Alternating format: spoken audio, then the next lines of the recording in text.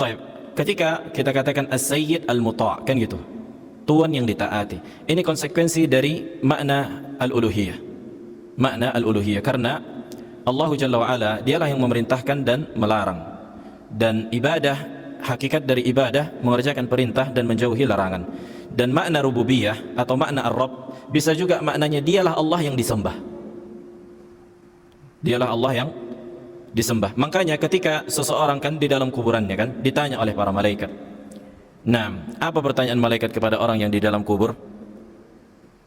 Nah, man rabbuk? Siapa Rabbmu? Apa makna siapa Rabbmu di sini? Apakah siapa penciptamu? Tapi siapa yang engkau ibadahi? Siapa yang engkau ibadahi? Lihat, masuk ke dalam makna uluhiyah.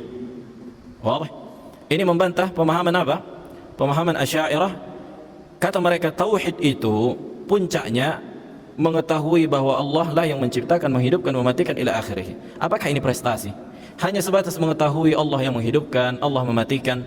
Apa bedanya manusia yang seperti ini dengan kaum musyrikin di zaman Nabi?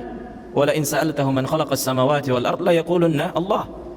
Kalau engkau bertanya kepada mereka siapa yang menciptakan langit dan bumi, mereka benar-benar akan mengatakan Allah.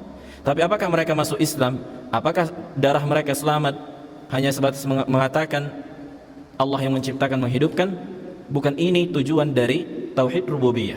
Tapi tujuan tauhid rububiyah mentaati perintah Allah, menjauhi larangan Allah, dan sebesar-besar perintah mengarahkan ibadah hanya kepada Allah. Ikhlas fil ibadah, kan itu. Inilah makna iman. Nah, begitu juga kadang-kadang Allah menyebutkan Allahul ladzi khalaqas samawati wal ard. Allah yang menciptakan langit dan bumi. Nah, makna Allah juga bisa juga maknanya yang menciptakan. Konsekuensinya, lawazimnya. Jadi jangan makna Allah itu maksudnya hanya sebatas uluhiyah, udah. Enggak, Allah itu juga kadang-kadang diinginkan makna yang menciptakan. Makanya Allah sebutkan Allahul ladzi khalaqas samawati wal ard, dialah Allah yang menciptakan langit dan bumi. Begitu juga Ar-Rabb, maknanya juga yang diibadahi. Nah, ini penting kita fahami. Kenapa? Karena kelompok dari kalangan Asy'ariyah menyimpang dalam bab ini. Mereka mengatakan orang yang bertauhid itu cuma sampai pada tingkat mengetahui hanya Allah yang menghidupkan, mematikan, Allah itu ada. Dan ini ditakrir dari ulama mereka, di antaranya Ar-Razi, Al-Ghazali, ulama-ulama Asy'ariyah. Hanya ahlus sunnah, ini catat ini baik-baik, hanya ahlus sunnah yang mengingatkan manusia dari kesyirikan dalam perkara ibadah. Coba kita lihat Habib-Habib.